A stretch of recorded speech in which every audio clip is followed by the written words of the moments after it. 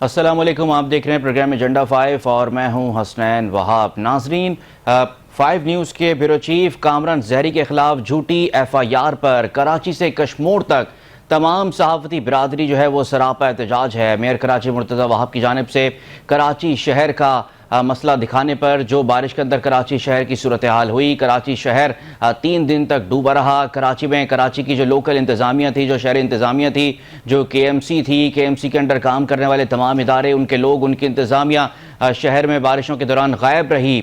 उसको एक्सपोज करने पर, कराची शहर के मसाइल को एक्सपोज करने पर मेयर कराची मुर्तज़ा वहाब की जो कारकर्दगी थी, उनकी जो हिकमत अमली थी, उनका जो तर्ज हुक्मरानी है, उसको एक्सपोज करने पर bureau chief Karachi 5 news Kamran Zehri को इंतकामी कार्रवाइयों का निशाना इस वक्त बनाया जा रहा है और उनके खिलाफ एक झूठी FIR दर्ज कराई गई और FIR के अंदर ये कहा गया कि कार्य सरकार में मुदाखलत की गई। वो कार्य सरकार में मुदाखलत थी क्या?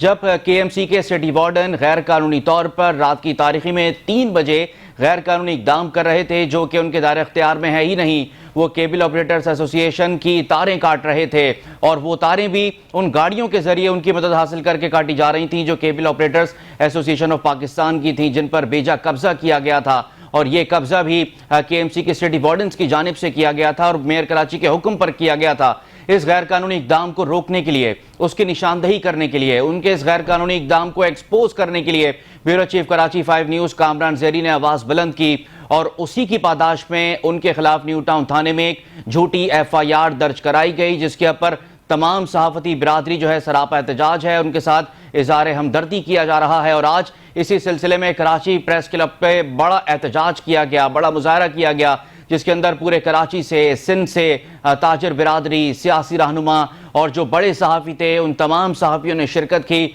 और सबका एक ही मुतालबा था कि कामरान जहरी के खिलाफ जो झूठी FIR थी उसको फ़ौरन वापस लिया जाए, उनको इंसाफ फराहम किया जाए। वो हमेशा सच की आवाज़ बने हैं और वो यही काम कर रहे थे। वो अपनी सिर्फ सहाफ़ती जिम्मेदारी पूरी कर रहे थे, वो एक्सपोज कर रहे थे मेयर कराची मुर्तज़ा वहाब को और उनकी टीम को।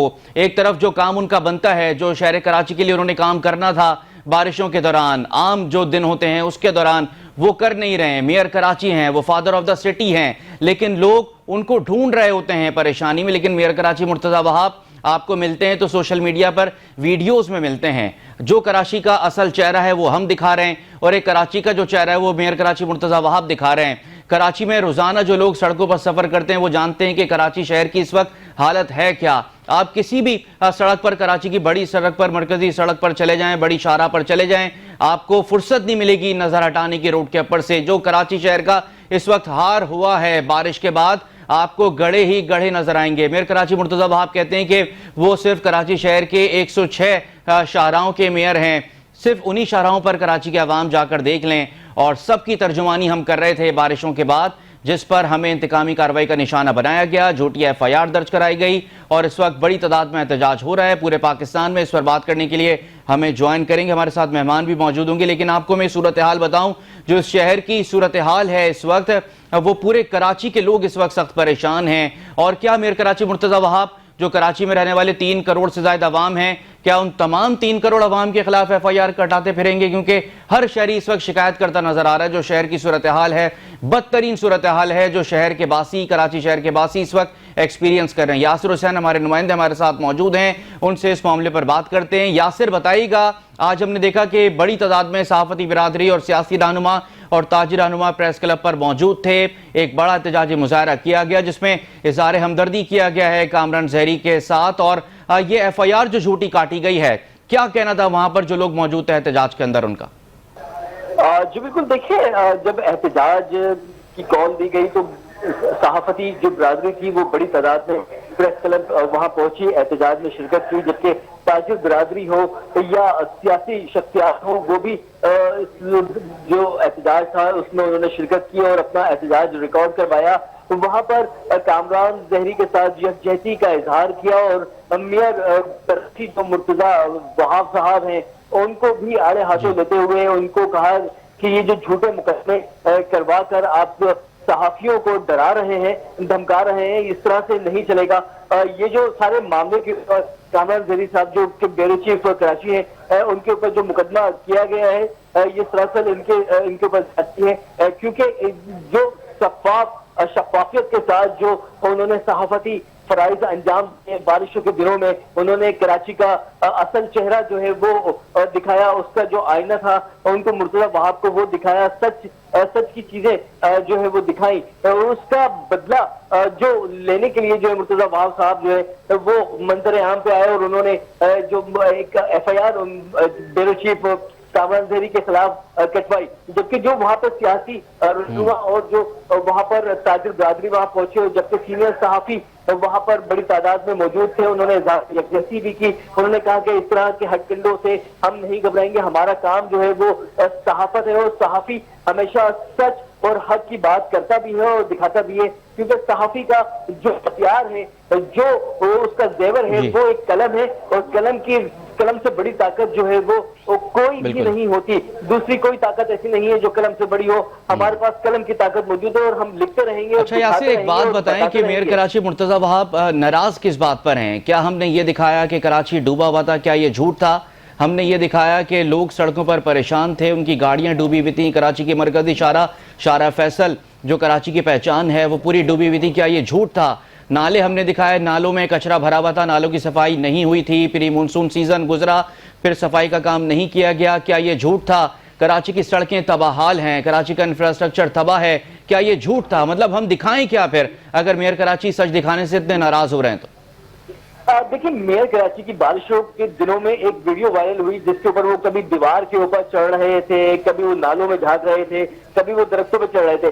जबकि वो वीडियो वायरल होने के बाद वायरल कर दी उन्होंने, उसके बाद वो मंजर से गायब हो गए। अगर ये सूरत हाल अगर वो शहर के अंदर जाकर वो अपने काम पे फोकस करते तो शायद सूरत हाल बिल्कुल तब्दील होती। यहाँ पर मैं आपको ये बताता चलूं कि पूरे ही शहर का निजाम धर्म भरम है। एहतजाज के बाद मैं एक ऐसे इलाके में गया जो कि बहुत ही बेहतरीन इलाका कहा माना जाता था, नाज़ाबाद का इलाका जो वहीदाबाद है, वहां पर जो तमाम गलियां हैं वो तालाब का मंजर पेश कर रही हैं और वो तालाब कोई साफ और मीठे पानी की या दूध की नहरें नहीं, बल्कि वहां पर सीवरेज का जो पानी है वो घुटनों जमा हुआ है। लोगों के घरों में जो पानी पीने के लिए मुयस्सर है उसमें भी बदबू और कालापन आना शुरू हो चुका है, मगर वो पानी जो है वो कई दिनों से खड़ा हुआ है, उसको साफ करने की जिम्मेदारी जो है वो कोई नहीं ले रहा। वो कहते हैं कि हमने कई दफा टाउन चेयरमैन को शिकायत दर्ज करवाई, क्योंकि टाउन चेयरमैन जो है वो मेयर कराची के मातहत काम करते हैं, मगर मेयर कराची साहब जो है वो मुर्तजा वहाब वो ये बड़े बड़े दावे तो करते हैं कि हमने इतने अरब जो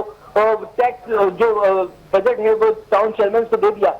जब टाउन चेयरमैन के पास आवाम अपनी शिकायत लेके जाती है तो वो शिकायत को बोलते हैं कि आप अपना कोई, लेकिन यासिर जो बात आप बता रहे हैं कि टाउन्स की जानिब से जो शिकवा किया जाता है, जब भी मेयर कराची से ये बात की जाती है तो वो ये कहते हुए सुनाई देते हैं कि वो पूरे कराची के मेयर हैं ही नहीं। कराची में बहुत सारी इंडिपेंडेंट बॉडीज काम कर रहे हैं, वो सिर्फ 105 या 106 शाहराओं के मेयर हैं और अंदरूनी गलियों की जिम्मेदारी उनकी नहीं है, टाउन्स की जिम्मेदारी उनकी नहीं है। टाउन्स जो हैं वो एक अलहदा इलेक्टेड काउंसिल्स हैं, टाउन के अंदर काम टाउन के लोगों ने करना है, वो तो तमाम तर जिम्मेदारियों से फौरन बरी जिम्मा हो जाते हैं। फिर देखिए, मैं आपको ये बात यहाँ पे वाजे करता चलूं कि वो बरे जिम्मा नहीं हो सकते, क्योंकि town chairman in the and mayor के मातहत काम कर रहे होते हैं। फिर मेयर साहब इस बात को कैसे प्रेस कॉन्फ्रेंस रख सकते हैं कि हमने तमाम टाउन्स को जो है वो बजट रिलीज कर दिया अरबों रुपए का, तो वो फिर इस बात को कहते हुए क्यों बोलते हैं? और फिर वो पूरे कराची के मेयर हैं, पूरे कराची के अगर मेयर हैं तो वो वोट लेने के लिए गली मोहल्लों में क्यों जाते हैं? तो फिर खाली शारा फैसल पे खड़े क्यों नहीं वोट मांगते? यासिर, बस आखिर में ये बता दीजिएगा कि जो एक झूठी FIR अब कामरान ज़हरी के खिलाफ दर्ज की गई है,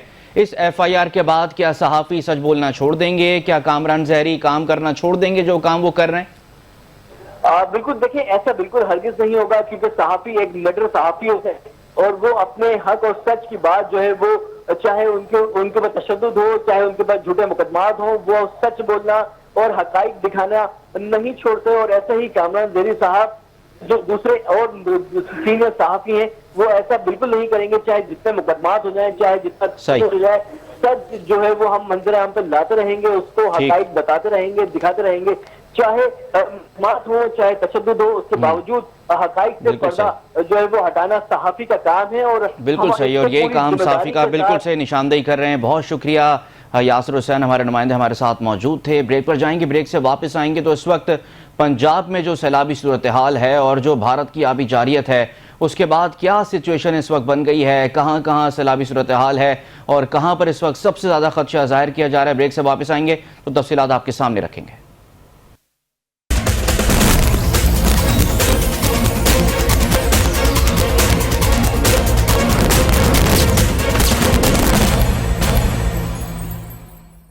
वेलकम बैक नाजरीन। भारतीय आबी जारियत के बाद पंजाब के मुख्तलिफ अजला में दरिया चनाब, रावी और सतलज में पानी की सतह तेज़ी से बढ़ने लगी है, जिसके बायस अगले 48 घंटों के दौरान बुलंद और इंतहाई दर्जे के सैलाब का खदशा जाहिर किया गया है। भारत से आने वाले सैलाबी रेलों ने नदी नालों में भी शदीद तुग़यानी पैदा कर दी है, जिसके नतीजे में हज़ारों एकड़ पर खड़ी फसलें, देहात और तालीमी इदारे ज़ेर आब आ गए हैं। मुतादिद इलाकों का ज़मीनी राब्ता इस वक्त मुनक़ता हो गया है। अब तक 1,74,000 से ज़ायद अफराद को महफूज मकामात पर मुंतकिल किया जा चुका है।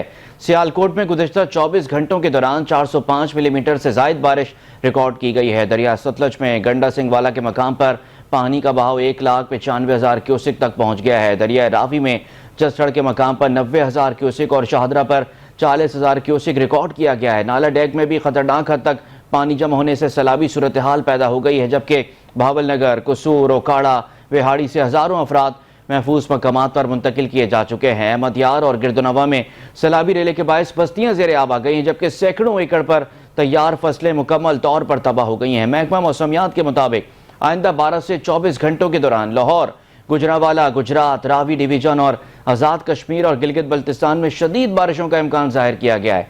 सियालकोट शहर के कई इलाके अब भी पानी में डूबे हुए हैं। पंजाब समेत मुल्क के तमाम बड़े दरियाओं में शदीद बारिशों के बायस सैलाबी सूरत हाल है।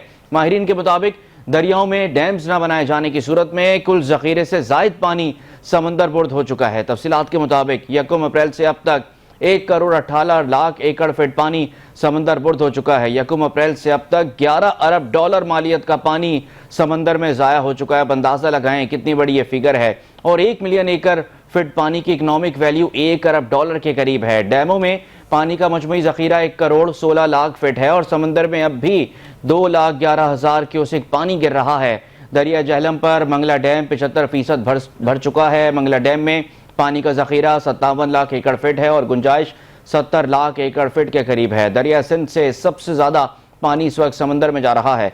दरिया सिंध पर सिर्फ तरबेला डैम मौजूद है। तरबेला डैम में पानी ज़ख़ीरा करने की सलाहियत 30 लाख एकड़ फिट कम हो गई है, जबकि डैम में पानी ज़ख़ीरा करने की सलाहियत इस वक्त 58 लाख एकड़ फिट है। तरबेला डैम की तामीर के वक्त यही पानी ज़ख़ीरा करने की गुंजाइश 80 लाख एकड़ फिट से ज़ायद थी। तरबेला डैम में 1,69,000 क्यूसिक पानी की आमद है और गुंजाइश न होने के बायस 1,54,000 क्यूसिक पानी का अखराज जारी है। दरिया सिंध में चश्मा से लेकर कोटरी तक तमाम बैराजेस में सैलाबी कैफियत है। सक्कर बैराज पर पानी का बहाव 4,49,000 क्यूसिक रिकॉर्ड किया गया है, जबकि गुड्डू बैराज पर पानी की आमद 3,12,000 क्यूसिक के करीब है। दरिया सिंध में तौसा बैराज पर पानी की आमद 3,45,000 क्यूसिक है। कालाबाग के मकाम पर 2,71,000 और चश्मा पर 3,05,000 क्यूसिक है। दरिया चनाब पर मराला के मकाम पर 9 लाख क्यूसिक तक पानी गुजर रहा है, जबकि दरिया चनाब पर डैम न होने की वजह से सारा पानी इस वक्त समंदर बुर्द हो रहा है। दरियाओं में पानी का बहाव इस वक्त 12 लाख क्यूसिक से जायद हो चुका है। वज़ीर आज़म शहबाज शरीफ ने दरिया चनाब, सतलज और रावी में सैलाब के खतरात के पेश नज़र फौरी इंतजामी इकदाम उठाने की हिदायत जारी की। वज़ीर आज़म की ज़ेर सदारत इजलास हुआ। इजलास को NDMA ने दरिया चनाब, सतलज और रावी पर सैलाबी सूरत हाल के हवाले से ब्रीफिंग दी। वज़ीर आज़म ने वज़रा को फौरी तौर पर पंजाब के सैलाब से मुतासरा इलाकों का दौरा करने और इमदादी कार्रवाइयों की बराह रास्त निगरानी की हिदायत की। भारत ने पाकिस्तान से मुख्तलिफ दरियाओं में पानी के बहाव से मुतालिक मालूमात शेयर की हैं, जिसके मुताबिक पड़ोसी मुल्क से आने वाले 3 दरियाओं में कम अज़ कम 4 मकामात पर इस वक्त ऊंचे दर्जे का सैलाब मौजूद है। पाकिस्तान की वजारत आबी ज़राए के एक बयान में बताया गया कि दहली से मौसूल होने वाली मालूमात के मुताबिक दरिया सतलज में हरीके और फिरोजपुर, दरिया रावी और दरिया चनाब पर अखनौर के मकामात पर पानी का बहाव ज़्यादा होने के बायस ऊंचे दर्जे के सैलाब की सूरत हाल है। Director general PDMA Irfan Ali ने अपने एक बयान में ये बताया कि दरिया चनाब, रावी और सतलज और उनसे मुल्हिका नदी नालों और तुग़यानी की सूरत हाल मौजूद है, जबकि दरिया चनाब में मराला के मकाम पर इंतहाई ज़्यादा ऊंचे दर्जे के सैलाब की सूरत हाल मौजूद है। आज DG ISPR lieutenant general Ahmed Sharif Chaudhry ने मीडिया से गुफ्तगू की। उनके साथ वफाकी वज़ीर इत्तेहाद अता तारड़ भी मौजूद थे और चेयरमैन NDMA भी मौजूद थे। उन्होंने क्या गुफ्तगू आपको दिखाते हैं। हम अपने मानसून 2025 के इस वक्त 8वें और सेकंड लास्ट स्पेल के आखिरी दिनों में हैं। Indian occupied Jammu and Kashmir में बहुत ज़्यादा नुकसानात हुए हैं फ्लैश फ्लड्स की वजह से, और क्लाउड बस्ट के इवेंट्स हुए हैं। वहाँ पर आबादियाँ ज़ेरे आब आई हैं और इंफ्रास्ट्रक्चर का भी बहुत ज़्यादा नुकसान हुआ है। अब ये फ़्लोज़ तमाम चनाब में, रावी में और सतलज में बतदरीज पाकिस्तान की हदूद में दाखिल हो चुके हैं। इस वक्त भी दरिया सतलज में गंडा सिंह वाला पे एक्सेप्शनली हाई फ्लड लेवल का ट्रेंड है। इसी तरह वो सुलेमान की में तकरीबन 1 लाख और आगे इस्लाम हेडवर्क्स में तकरीबन ये 50-55 हज़ार क्यूसेक्स के ऊपर है। जो फ़ौज है आपकी पाकिस्तान फ़ौज और इसके तमाम सोल्जर्स, इसके तमाम अफसरान हर वक्त इस मुश्किल की घड़ी में वज़ीर-ए-आज़म की, सूबाई हुकूमतों की और लोकल इंतज़ामिया के साथ मुकम्मल सिंक में arm forces of Pakistan are working day and night in this great testing time. जो ये फ्लड का चल रहा है, ये जो चल रहा है, चाहे वो पंजाब में हो, खैबर पख्तूनख्वा में, गिलगित में हो, बल्तिस्तान में हो, और प्रोएक्टिवली काम हो रहा है। जैसे जैसे लोग जहाँ अभी पानी नहीं भी पहुँचा उधर भी प्रोएक्टिवली जो ट्रुप्स हैं और यूनिट्स हैं, they have been activated and they are on stand by.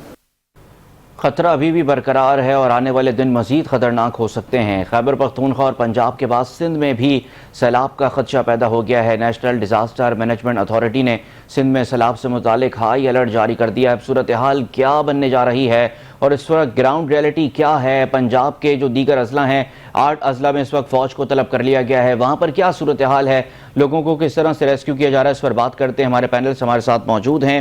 Brigadier retired Aslam Gumman साहब हमारे साथ मौजूद होंगे, रुकने कौमी असम्बली हैं, सियालकोट साहब का ताल्लुक है, बहुत शुक्रिया आपने प्रोग्राम के लिए वक्त दिया। आदिल नसीर साहब हमारे साथ मौजूद हैं, वाटर एक्सपर्ट हैं और बड़ी गहरी नज़र रखते हैं तमाम तर इशूज़ के ऊपर। आदिल साहब आपका भी शुक्रिया। और शहबाज शाहीन साहब हमारे साथ मौजूद हैं, पंजाब से सीनियर सहाफ़ी हैं, आपने भी प्रोग्राम के लिए वक्त दिया, आपका भी शुक्रिया। और ब्रिगेडियर रिटायर्ड बाबर अलाउद्दीन साहब हमारे साथ मौजूद होंगे, आपका भी शुक्रिया। शहबाज आपसे शुरू करना चाहूँगा, ये तमाम तर सूरत हाल है, हम देख रहे हैं कि सैलाब का खदशा है, सैलाब बड़े पैमाने पर आ भी रहा है, भारत की आबी जारियत है, भारत ने बड़े पैमाने पर पाकिस्तान की तरफ पानी छोड़ा है।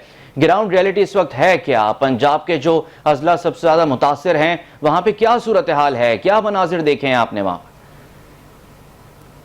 हसनैन, बहुत शुक्रिया। मैं बात करूंगा चेयरमैन एनडीएम में इनाम हैदर की ब्रीफिंग पर। उन्होंने कल कहा था कि पाकिस्तान के 45% जो ग्लेशियर है वो पिघल रहे हैं और यही सिलसिला रहा तो पाकिस्तान पानी से महरूम हो जाएगा, कहर साली जैसा माहौल पैदा हो जाएगा। और साथ उन्होंने ये भी कहा कि अगले साल 22% बारिशें जो है ज्यादा होगी इस साल की निस्बत।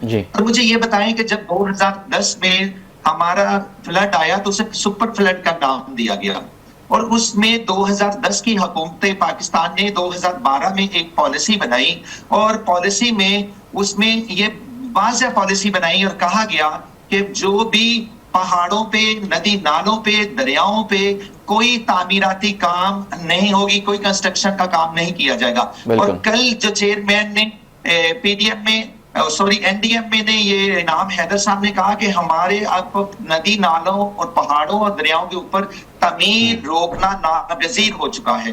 तो ये 2012 की पॉलिसी आज चेयरमैन साहब ये कह रहे हैं तो इस पे इंप्लीमेंट क्यों नहीं हुआ? और बारिशों का सिलसिला भी उन्होंने बता दिया कि अगले साल 22% ज्यादा होगी। तो पॉलिसी मौजूद है, इंप्लीमेंटेशन कहाँ हो रही है? अब डिजास्टर की हम बात करते हैं, डिजास्टर मैनेजमेंट की, तो डिस्ट्रिक्ट लेवल पे कहाँ पाई जाती है, कहाँ मौजूद है? जहाँ पे पानी की गुजरगाहें हैं उन पे सोसाइटीज को किस तरह एनओसी जारी कर दिया जाता है और उसके साथ साथ दरियाओं में, नदी नालों में ये तामीरात क्यों नहीं रोकी जाती, ये शुरू क्यों होती है, बाद में हमें ये मुश्किलात होती है। 2012 की पॉलिसी है जो चेयरमैन एनडीएम में इनाम हैदर ने ब्रीफिंग के दौरान कहा है। तो रही बात आज के जो मसदगा इतलात के नुकसान की, 800 से जायद आज तक जो है वो जान से चले गए हैं, 11 से जायद जख्मी हो चुके हैं, 7000 मकानात को नुकसान पहुंचा है, 5500 से जायद मवेशी हलाक हो चुके हैं, ज़राअत का तखमीना लगाना अभी बाकी है।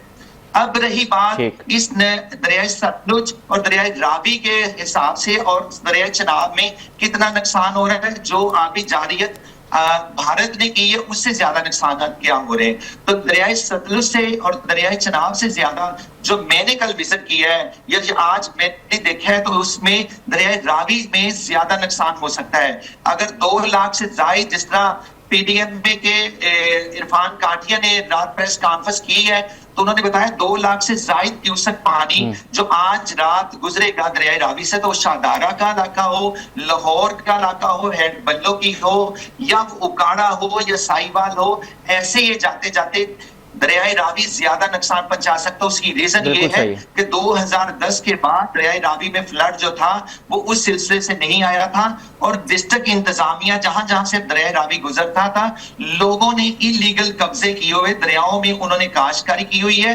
दरियाओं के पेड़ों में, दरियाओं के इलाकों में उनके पक्के घर बना लिए गए, और कईयों को तो कई जगह पे ये डिस्ट्रिक्ट इंतजामिया ने खुद उसमें पट्टे पे नीलामी के बिल्कुल ठीक है, आप बिल्कुल सही बात कर रहे हैं, बड़ी इंपॉर्टेंट आप बात कर रहे हैं। मैं आदिल नसीर साहब की तरफ जाता हूं, फिर आपकी तरफ दोबारा आऊंगा। आदिल साहब, ये जो सूरत हाल देख रहे हैं बनती हुई, बड़ी हैरान कुन और परेशान कुन सूरत हाल है। भारत की आबी जहरियत अपनी जगह, क्लाइमेट चेंज अपनी जगह, लेकिन क्या ये सब अननेचुरल हो रहा है? क्या ये सब एक्सपेक्टेड नहीं था कि सैलाबी सूरत हाल होगी और बड़े पैमाने पर जो है खदशात भी थे, खदशा जाहिर भी किया जा रहा था, आप भी मुतादिद बार बता चुके थे, आप मुसलसल इस पर रोशनी डाल रहे थे कि ये इस बार मानसून काफ़ी ख़तरनाक होगा। सर, फिर निकलेंगे कैसे इस सारी सिचुएशन से? देखें, बिस्मिल्लाहिर्रहमानिर्रहीम। देखें, ये सब जो नेचुरल फिनोमिना है जिसको हम रोक नहीं सकते, और पिछले 2-3 महीने से ये वक्फे से ये स्पेल जारी हैं, और इन जो बारिश के ये स्पेल हैं और तुगयानी के ये स्पेल हैं, इन्होंने ना सिर्फ पाकिस्तान के बालाई इलाकों को बल्कि जो नॉर्दर्न एरियाज़ हैं, पहाड़ी इलाकों को भी बहुत नुकसान पहुंचाया है, और सैकड़ों और हज़ारों अम्बात हमें देखने को मिली। लोग इसमें स्टक हुए और बहुत सी लाशें इसमें मिल ना सकीं, चूँकि इसका प्रेशर और तुगयानी का बहाव इतना ज़्यादा था, और अनएक्सपेक्टेड इसलिए था कि लोग इसको एक्सपेक्ट कर नहीं रहे थे, क्योंकि ये जो क्लाउड बर्स्ट है ये एक ऐसा फिनोमिना है। एक तो ये पाकिस्तान में फर्स्ट टाइम हमें देखने को मिला, क्योंकि ये जितने हम इश्यूज डिस्कस कर रहे हैं ये साइंटिफिक इश्यूज ऑफ पाकिस्तान के अंदर अब प्रायोरिटी रखते हैं।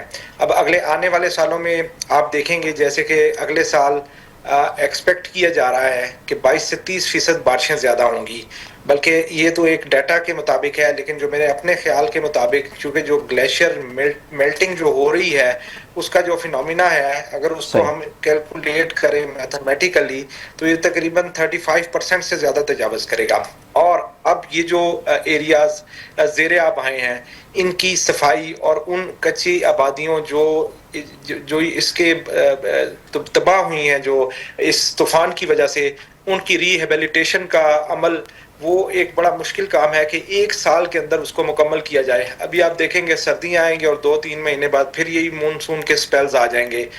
फिर हम अगर जियोग्राफिक लोकेशन के पॉइंट ऑफ व्यू से देखें, पंजाब, सिंध, बलोचिस्तान, KPK के जो अजला हैं, ये सारे ज़ेरे आब आ रहे हैं, बल्कि सिंध के अंदर अभी एक्सपेक्टेड है कि एक बड़ा सैलाबी रेला दाखिल हो, और पंजाब में तो ख़ास तौर पे अभी ये 10 बजे के करीब एक्सपेक्ट किया जा रहा है कि 10 से 12 का ये जो टाइम है, ये दरियाए रावी, ये इसमें इसके बहुत सारे एरियाज़ इसमें इफ़ेक्ट हो सकते हैं। और जो 8 अजला में फ़ौज को तलब किया गया, ये बड़ा एक इम्पॉर्टेंट और एक मेजर स्टेप था नेशनल डिज़ास्टर मैनेजमेंट अथॉरिटी का और प्रोविंशियल डिज़ास्टर मैनेजमेंट अथॉरिटी का, चूँकि ये इस वक्त एमरजेंसी की सिचुएशन है। और मैं हैरान हूँ कि गवर्नमेंट इस चीज़ को जांचते हुए, जबकि तमाम इस पे हमारे पास इदारे भी मौजूद हैं, और उसके बावजूद भी अगर फ़ौज को तलब किया जाता है, तो ये मैं समझता हूँ जो सिविल इंस्टीट्यूशंस हैं, गवर्नमेंट इंस्टीट्यूशंस हैं, और जितनी NGOs हैं, इतनी हम इसके ऊपर फंडिंग लेते हैं थ्रू ये इसके वर्ल्ड बैंक के थ्रू, NDMA के कई इंटरनेशनल जॉइंट वेंचर्स हैं, और उसके बावजूद भी अगर एमरजेंसी सिचुएशन में इंस्टीट्यूशंस को अगर इतने वो कैपेसिटी नहीं रखते, तो फिर उनको प्राइवेटाइज कर देना चाहिए, जिससे इकोनॉमी को भी फायदा होगा, लोग भी उसमें कम खपत होंगे और रिजल्ट ओरिएंटेड इंस्टीट्यूशंस होंगे। तो मैं समझता हूँ कि इसमें पॉलिसी पर हमें गौर करने का बहुत ज़रूरत है, और ये पॉलिसीज हम इंटरनेशनल ऑर्गेनाइजेशंस के साथ मिलके, जो कि तरक्की याफ्ता मुल्क हैं, उनकी साइंटिफिक टीम्स को बुलाया जाए। और हम बार बार इंडिया का जिक्र करते हैं कि इंडिया हम पे प्रेशर डालता है ये पानी के इशू के ऊपर, तो एक इंटरनेशनल सतह के ऊपर जिसमें डेवलप्ड और अंडर डेवलप्ड कंट्रीज के वज़राए दाखिला उसमें वज़राए खारजा उसके अंदर बैठें और एक साइंटिफिक कम्युनिटी उसके अंदर बैठे, और ये जो एशियन कंट्रीज़ हैं जो अंडर डेवलप्ड हैं जैसे बांग्लादेश हो गया, इंडिया हो गया, अफ़गानिस्तान और इस किस्म के जितने ममालिक हैं जो कि क्लाइमेट चेंज की वजह से डायरेक्ट इफेक्ट हो रहे हैं, बिल्कुल, क्योंकि ये क्लाइमेट चेंज जो है ये नेचुरल फिनोमिना है और क्लाइमेट शिफ्ट है, और इससे हम बचाव के लिए इससे हमें तकरीबन 2 डेकेड तक मेहनत करने की ज़रूरत है। ये अगले 20 सालों तक ये सिलसिला चलेगा, क्योंकि ये जो तबाही हमारे यहाँ हुई इसमें बहुत सारे पैरामीटर्स ने मिल के ये तबाही की। क्या एकदम ग्लेशियर्स मेल्ट होना शुरू हो गए? नहीं। क्या एकदम जो है ना इंडस्ट्री की वेस्ट आना शुरू होगी? नहीं। ये सारी वो चीज़ें हैं जो हमने नज़रअंदाज की, गवर्नमेंट इंस्टीट्यूशंस ने और इससे रेलिवेंट इंस्टीट्यूशंस ने उनको नजरअंदाज किया। उस नजरअंदाज करने की वजह से ये सारा फिनोमिना क्रिएट हुआ, और अब इसको ठीक करने के लिए उतना ही टाइम जितना हमने टाइम वेस्ट किया, अगर हमने 4 डेकेड्स इसके ऊपर जाया 2 डेकेड्स जाया किया तो बिल्कुल ठीक है। बड़ी इंपॉर्टेंट आप बात कर रहे हैं, बड़ा इंपॉर्टेंट आपने आदिल नसीर साहब पॉइंट रेस किया है। बाबर अलाउद्दीन साहब हमारे साथ मौजूद हैं, बहुत शुक्रिया ब्रिगेडियर साहब, आपने प्रोग्राम को वक्त दिया। सर, वाकई में हम नज़रअंदाज करते रहे अब तक मौसमियाती तब्दीलियों को, क्या आपको अब लग रहा है जो सैलाबी सूरत हाल अभी बढ़ रही है, अल्लाह करे कि जल्द तमाम चीज़ें नॉर्मल हों, पाक फौज भी लगी हुई है, तमाम इंतज़ामिया भी लोगों को रेस्क्यू करने में लगी हुई है, सर क्या वाकई हमने देर कर दी इस हालात को भांपने के अंदर, और अब सर किस तरह से निकला जा सकता है इस सूरत हाल से? जी देखिए, कुछ जो नेचुरल कैलामिटीज होती हैं ना उनको कोई रोक नहीं सकता। दुनिया के हर मुल्क में इस तरह के सैलाब भी आते हैं, नेचुरल जो होते हैं कुदरती आफात भी आती हैं। इनमें से कुछ चीजें इंसान के बस में है, कुछ बिल्कुल बस में नहीं है। अभी दरिया रावी में या हमारे तीनों ईस्टर्न रिवर्स में अगर यकदम पानी आ जाएगा, उसमें कुछ हिंदुस्तान की भी जहर है जो उनकी आपको तर्ज अमल पता है वो भी होगा, तो 10 लाख क्यूसेक पानी या दरिया सतलुज में 3 लाख क्यूसेक पानी, रावी में 2 लाख क्यूसेक पानी, तो इसमें जब आ जाएगा तो फिर तो उसको रोक नहीं सकते आप रिवर के अंदर, फिर तो आपने उसको मैनेज करना होता है। अभी मौसमी तब्दीलियों का शिकार पाकिस्तान है, इसमें कोई शक नहीं, बट ये जो 3 हमारे ईस्टर्न रिवर्स हैं इनमें माजी में भी 1 दिहाई में 1-2 दफा कभी सैलाब आ गया, बारिशों के ऊपर डिपेंड करते हैं। हाँ, ये जरूर है कि जो हमारे हिल टॉरेंट्स हैं जैसे बरसाती नाले, ये सियालकोट, गुजरांवाला, वजीराबाद के रीजन में 4 से 5 हैं, उनको मैनेज किया जा सकता है, इसमें कोई शक नहीं। जो आपने बात की है कहीं पर जी सर, वो कहीं पर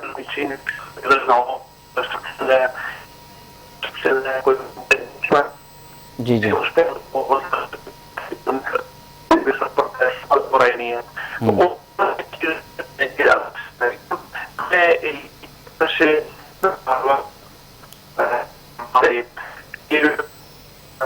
जब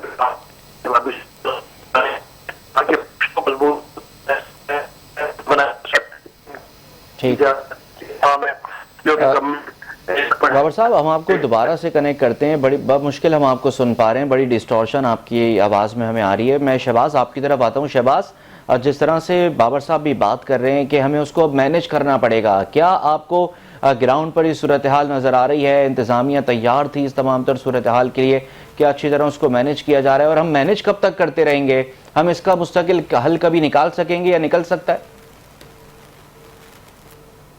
देखिए, सबसे पहले जो बात थी ना कि हमने इसको मैनेज कैसे करना है, तो मैं ये पहले भी बता चुका हूं कि 2010 से लेके 2025 तक हमने पॉलिसी बना ली। क्या पॉलिसी हम बैनुल-अक़वामी फंड वालों के तरफ से बनाते हैं कि बैनुल-अक़वामी फंडिंग हो हमें, और फिर फंडिंग का किस तरह इस्तेमाल होता है आपको भी पता है। पहले पिछले सालों में सिंध गवर्नमेंट हो या किसी भी गवर्नमेंटों में किस तरह ये पॉलिसी और किस तरह लोगों तक ये बैनुल-अक़वामी फंडिंग हुई, और उस पर भी एक सवालिया निशान है। मसला ये है कि अब दरिया सतलुज, दरिया रावी और दरिया चनाब के जहां से गुजर रहा है वो तबाही उतारता जा रहा है। बिल्कुल जो माहौलियाती तब्दीली होती है या आप कुदरती आफात आती है, उस पे कोई चीजें हम नुकसानात को तो कम कर सकते हैं। उस पे हम बिल्कुल कहते हैं कि ये चीजें आती है और पूरी दुनिया में नुकसानात करती है। क्या हमने 2012 की पॉलिसी जो बनाई उस पे इम्प्लीमेंट क्यों नहीं किया? और जो चीजें अब इतने नुकसान के बाद हमने पंजाब गवर्नमेंट अब किसी को खाना दे, किसी को अनाज दे, किसी की घर की तामीर करवाए, बहुत अच्छी बात है, देना चाहिए, ये बोरियां छोरियां देनी चाहिए। लेकिन असल बात यह है कि हमने इस पे कोई सियासी स्कोरिंग पॉइंट नहीं होना चाहिए। यकसा पॉलिसी, कौमी पॉलिसी के मुताबिक ये जो निजाम कमजोर है इसको खत्म करना होगा।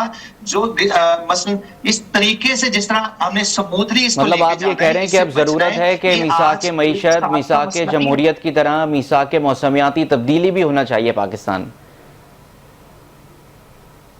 बिल्कुल आप सही कह रहे हैं कि हमें अब कौमी और यकसा पॉलिसी बनानी पड़ेगी, कमजोर निजाम से निकलना पड़ेगा और कमजोर जो नाकस मनसूबाबंदी, इससे हमें बचना चाहिए। और अब जो पॉलिसी बनानी पड़ेगी इसके बगैर गुजारा नहीं है। चेयरमैन एनडीएम में ये कह चुके हैं कि हमारे 45% ग्लेशियर जो पिघल रहे हैं, अगर ये ग्लेशियर पिघल गए तो हम पानी से महरूम हो जाएंगे। हमें वो डैम्स बनाने पड़ेंगे कि हमें हर दरिया, अब हमारे पास डैम्स होते बने होते दरिया रावी पे, चनाब पे, सतलुज पे, बिल्कुल, तो आज हम पानी होती। सारा जिस तरह आपने शुरू में अपने इंट्रो में बताया, इतने लाखों करोड़ों डॉलर का जो पानी अब बेस किया आपने समुद्र बुर्द कर दिया है। तो यही अगर हमारे पास डैम्स होते तो कई सालों के लिए हम इसे बचा सकते थे, इसमें बिजली पैदा कर सकते थे, इसको ज़राअत पे कर सकते। हमारा मुल्क 40% ज़राअत पे मुश्तमिल है कि हमारा मुल्क एग्रीकल्चर है। और ये तखमीने लगाने और ये इतना नुकसान हो गया, ये हर साल हम देखते हैं,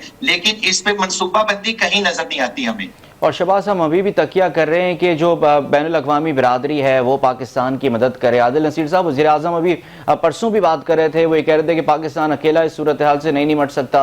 हम अभी भी हमारी नज़र उनकी तरफ है, बैनुल अक़वामी बिरादरी की तरफ। वो क्यों मदद करेंगे पाकिस्तान की, जबकि पाकिस्तान का कार्बन एमिशन में 1% भी हिस्सा नहीं है और दूसरे ममालिक का भरपूर हिस्सा है। लेकिन आपको कोई वजह नज़र आती है उनकी मदद की? देखें, ऑफ कोर्स मदद करेंगे जी। बैनुल अक़वामी जो कम्युनिटी है, चूँकि ये जो जितनी भी तबाहकारियाँ हो रही हैं, ये तो पाकिस्तान के लिए और ख़ास तौर पे मौजूदा गवर्नमेंट के लिए अपॉर्चुनिटी है ये फ़ंड लेने की।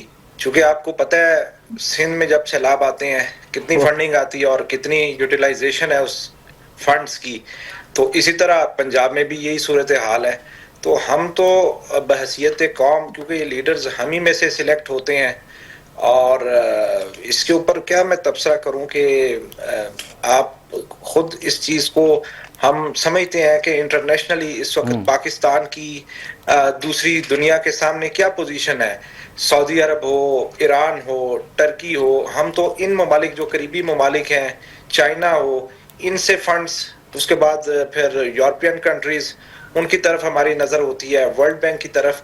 तो अगर हम ये जो फंडिंग आती है इसको प्रॉपरली पाकिस्तान के ऊपर यूटिलाइजेशन करें उस फंड्स की, तो मैं नहीं समझता कि ये जो कोई भी पाकिस्तान के अंदर साइंटिफिक इश्यूज हों, हाइड्रोजियोलॉजी का हो, लैंडस्लाइड्स हो, अर्थक्वेक्स हों, इनके मिटिगेशन इफेक्ट्स को हम कंट्रोल कर सकते हैं। हम नई नई पॉलिसीज और जामिया पॉलिसी बना के 6 महीने के अंदर इम्प्लीमेंट कर सकते हैं।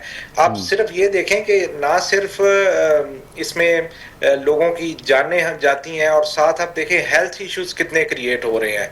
और आदिल साहब, जो रिजर्वायर्स की अहमियत है, हम देख रहे हैं कि बातें होती हैं, सिर्फ ज़बानी कलामी बातें हो रही हैं, फिर वो मनसूबा सियासत की नज़र हो जाता है। रिजर्वायर्स की अहमियत इस वक्त कितनी है और कितना ज़रूरी है इस वक्त बनाना पाकिस्तान में बड़े डैम्स? देखिए, रिजर्वायर ही तो मेन इम्पोर्टेंट काम है। हम देखें आपके, अगर आप नॉर्थ में जाएं गिलगित साइड पे, तो दासू डैम की अगर आप तामीर देखें तो ये मुझे लगता है कि अगले 25 साल में भी वो कंप्लीट नहीं होगा।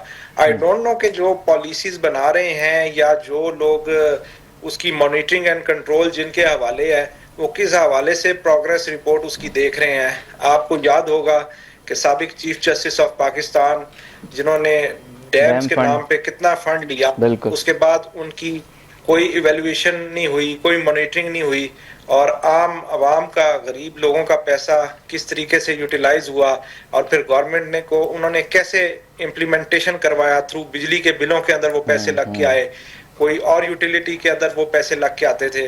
तो देखें, मॉनिटरिंग एंड कंट्रोल का जब तक पैरामीटर नहीं होगा और ख़ास तौर पे उसके ऊपर निगाह नहीं रखी जाएगी तो कैसे मुल्क तरक्की करेगा। तो ये मैं आपको बताना चाह रहा था कि ये ख़ास तौर पे इससे हेल्थ कितनी इफेक्ट हो रही है। और हेल्थ सेक्टर पाकिस्तान में अगर आप उठा के देखें तो ये पूरी बिजनेस अपॉर्चुनिटी है हेल्थ की। आप अंदाजा नहीं लगा सकते कि जो मेडिसिन के बेसिक रेट्स होते हैं और किन रेट्स पर फरोख्त की जाती है, और इमरजेंसी सिचुएशन में जब फंड्स आते हैं तो लोग इसको किस तरीके से मिस यूज करते हैं और रिसोर्सेज का मिस यूज करते हैं। और जितनी ये फंड्स आती है तभी तो ये देखें पाकिस्तान क्यों पीछे होता जा रहा है। और ट्रंप की जो नई पॉलिसी है जिसके तहत उन्होंने फंडिंग बंद की, क्योंकि वो ममालिक ये समझ गए हैं कि ये जो अंडर डेवलप्ड कंट्रीज हैं ये इसी वजह से अंडर डेवलप्ड हैं कि ये इन चीजों के ऊपर ना काम करते हैं, ना फंड्स को यूटिलाइज करते हैं और ना आम आवाम की जिंदगी को बेहतर बनाते हैं। तो ये तमाम वो पैरामीटर्स हैं जो कि प्राइम मिनिस्टर साहब को भी सोचना चाहिए इनके ऊपर, उनकी टीम को भी, और बाकी जो नीचे बीइंग पाकिस्तानी हमें इसके ऊपर वो पॉलिसी हो या ना हो। सर आप अभी भी सोचने की बात कर रहे हैं कि प्राइम मिनिस्टर को सोचना चाहिए, अब तो अमली इकदाम करने का वक्त है। बिल्कुल ऐसे ही है, इनफरादी हैसियत से सोचना, मैं आप आम आवाम का सोचना बहुत जरूरी है। हम देखें ना इतने अभी किस दौर में हम जा रहे हैं, हम अभी भी कोई चीज खाते हैं तो गाड़ी से बाहर जब उसको हम थ्रो करते हैं तो हम जरा शर्म महसूस नहीं करते कि ये हमारा पाकिस्तान है। और वैसे भी हमें पता है बीइंग अ मुस्लिम के सफाई निस्फ ईमान है, उसके बावजूद भी हम ये छोटी छोटी चीजों को इस तरह नजरअंदाज करते हैं और हम अपने मुआशरे को खुद खराब कर रहे हैं।